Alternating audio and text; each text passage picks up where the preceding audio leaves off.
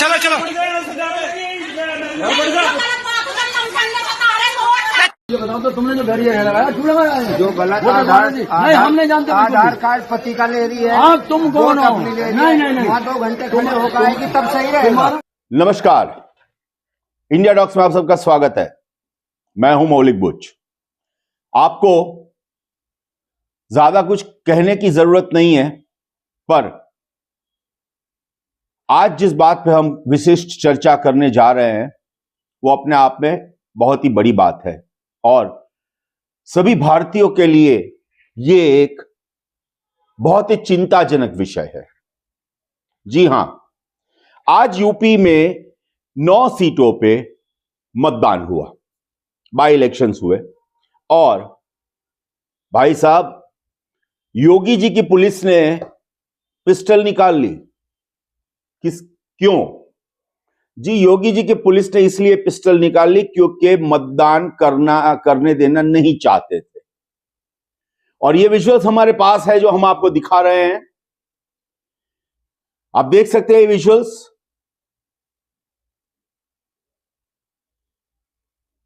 जिस तरीके से ये पिस्टल निकाली गई है, ये संविधान के सामने सबसे बड़ा खतरा हो चुका है। ये खतरा है संविधान के सामने। एक तरफ नितिन गडकरी जी ने कहा कि भाजपा संविधान पे चलने वाला पार्टी है, और दूसरी ओर पुलिस, यूपी पुलिस ने जिस तरीके से लोगों को, मतदारों को मतदान से वंचित रखने की कोशिश की है, यह अपने आप में एक बहुत बड़ी बात है। और यह कोई कहा सुनी बात नहीं है। हर किसी पार्टी ने इसका विरोध किया है, इस बात को बहुत बड़े लेवल पे ले गए हैं। और ये आने वाले दिनों में भारत की राजनीति बदल देगी। जी हां, आने वाले दिनों में भारत की राजनीति भी बदलने वाली है। क्यों बदलने वाली है? क्योंकि संविधान का चीरहरण हुआ है। जी हां, संविधान का चीरहरण हुआ है, और वो भी यूपी में, उत्तर प्रदेश में। क्या समझते क्या है? राजकारण, राज करने के लिए पब्लिक के ऊपर आप राज करते हो, और आप, पुलिस होती है प्रजा के लिए, प्रजा की सेवक है। और आज पुलिस ने पार्टी सेवा की है। कहने की जरूरत नहीं है कौन सी पार्टी की सेवा की है, पार्टी की सेवा की है। ऐसे में अगर ये चीजें बड़े पैमाने पे आ रही है तो एक बात तय है कि कोई भी पॉलिटिकल पार्टी अब चुप नहीं बैठेगी। और अगर इस धांधली, ये जो धांधलियां हुई है, ये इसके बाद जब 23 तारीख को चुनाव के परिणाम आने हैं, उस टाइम पे अगर बीजेपी के प्रत्याशी जीत रहे हैं तो अखिलेश यादव, जो कि समाजवादी पार्टी के मुखिया है, वो रास्ते पे आएंगे। और इस चीज, और ये जो पुलिस का दमन है, उस पुलिस दमन के सामने वो रास्ते पे आएंगे और ये बहुत बड़ा हल्ला हो सकता है। भारत में शायद ये पहली बार ऐसा चुनाव है जिसमें पुलिस ने पिस्टल निकाली है मतदारों के सामने, मतदारों को मतदान न करने के लिए। पहली बात तो ये बता दे कि पुलिस के पास कोई पावर्स नहीं होते सिवाय सिक्योरिटी के, कोई भी तरह का I card, voter ID check करने के। फिर भी इस बार यूपी के जो 9 सीटों पे चुनाव होने वाले, उसमें ऑलमोस्ट सभी सीटों पे पुलिस ने अपना ये काम शुरू कर दिया।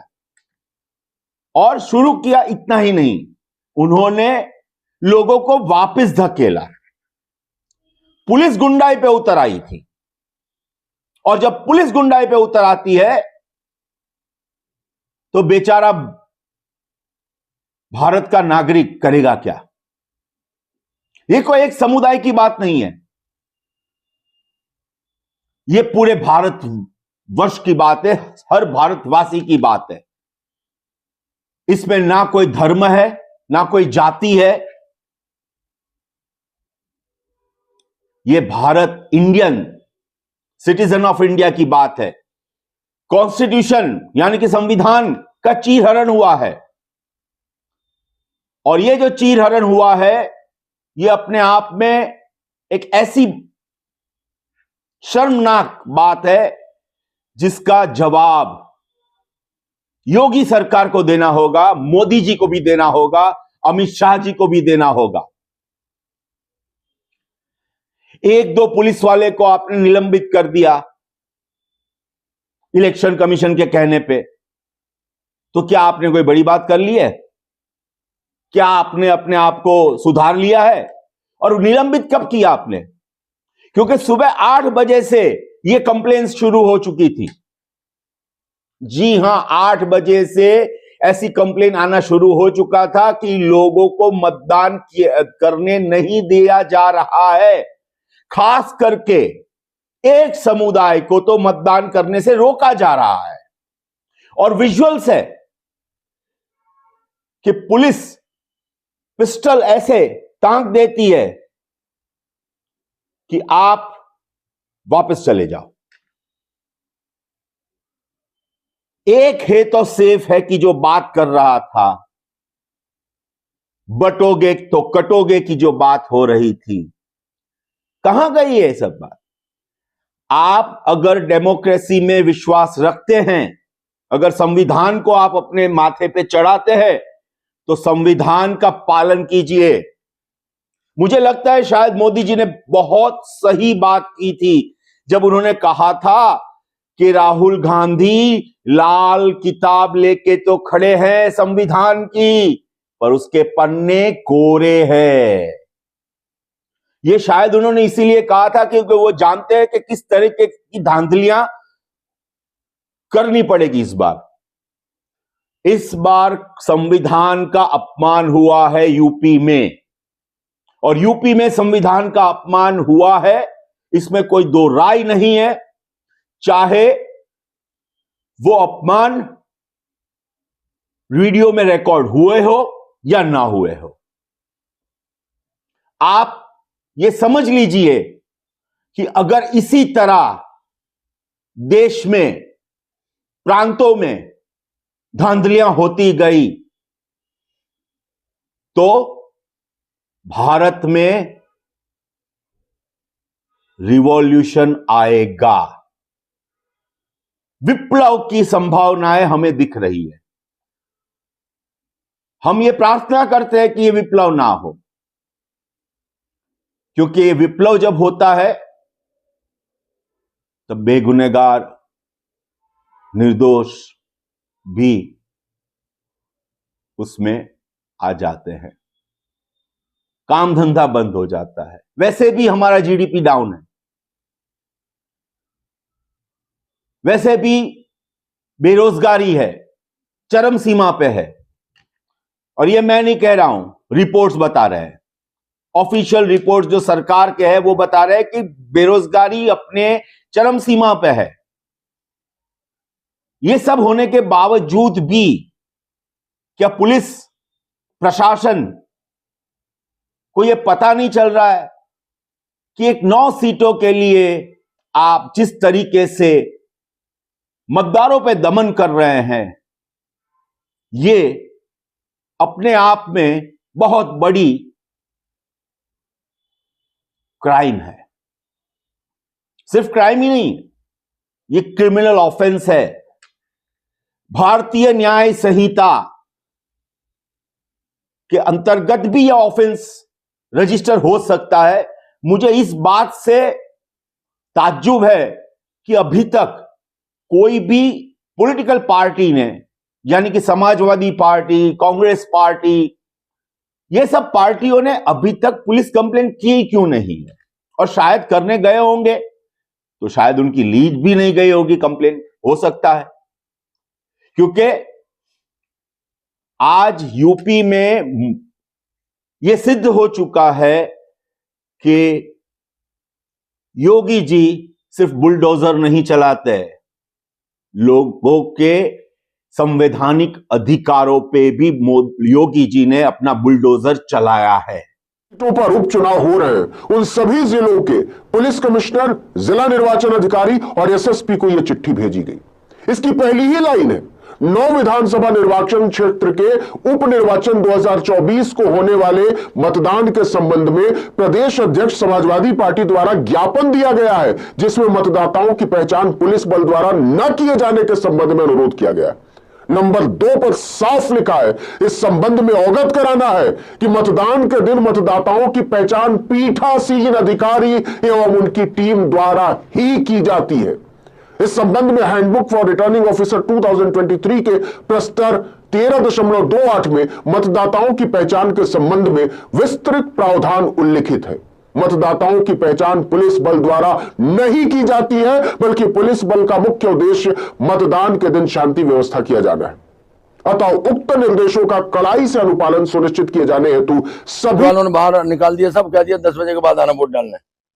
सब पूरी तरह पुलिस अपने हाथ से वोट डाल रही है। हर बूथ पर अंदर ये बिल्कुल एक ऐसा तांडव क्या नाम है मचा हुआ है कि कुछ ठिकाना नहीं है। डीएम हुआ उसमें गद्दीपुरा के बूथ पे जाकर बैठ गए, तो हालत ये हो रही है। पुलिस को जो है पूरी तरह कमान दे रखी है और काम ही खत्म करो। चलो मतदान हो प्रभावित।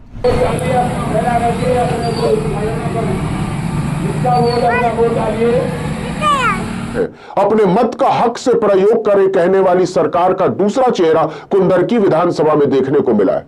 4थे नंबर पर लिखा है, चुनाव आयोग से निवेदन करते हैं कि चुनाव दोबारा कराया जाए और साथ ही उत्तर प्रदेश पुलिस को हटाकर अर्धसैनिक बल लगाया जाए। नंबर 5, गौर कीजिएगा, पूरे चुनाव में धांधली होने के कारण समाजवादी पार्टी इस चुनाव के मतगणना का बहिष्कार करती है।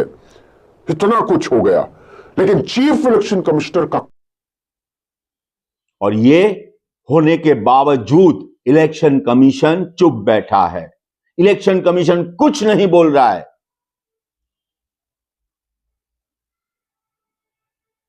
सीजेआई कोई प्रतिक्रिया नहीं है।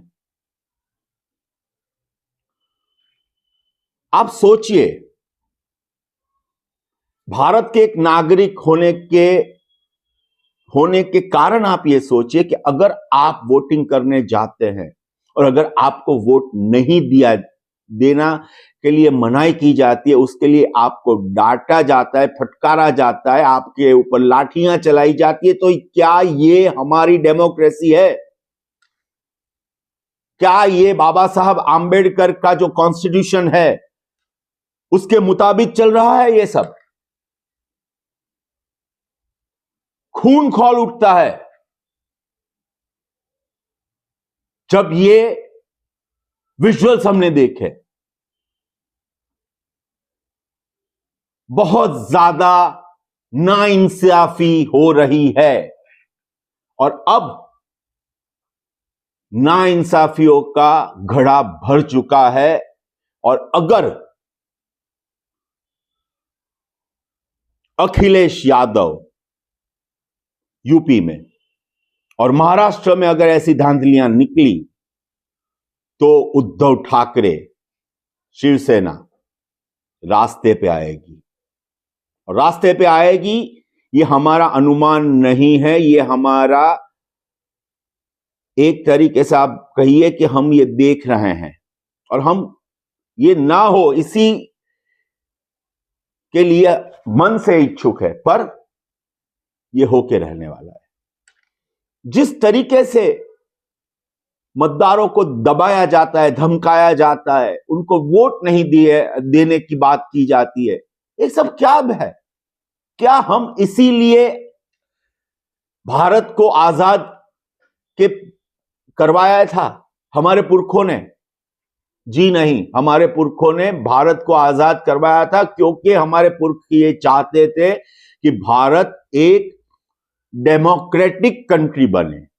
पर आज जब 75 साल आजादी के पूरे हुए हैं तो 75th एनिवर्सरी पे ही ये गिफ्ट मिला है भारतवासियों को कि उनको वोट देने के लिए रोका जा रहा है, जो कि उनका संवैधानिक अधिकार है।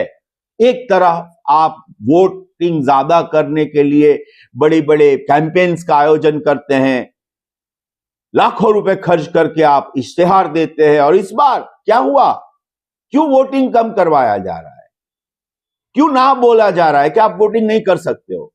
क्यों आधार कार्ड भी चेक किया जा रहा है, वोटर कार्ड भी चेक किया जा रहा है, अरे पान कार्ड भी चेक कर लिया जा रहा है? कोई जरूरत है क्या? और वो भी पुलिस कर रही है। वोटिंग बूथ के अंदर पुलिस प्रैक्टिकली धमका रही थी और लोग परेशान थे, नागरिक परेशान थे। जो प्रत्याशी थे उनको सुनने वाला कोई नहीं था।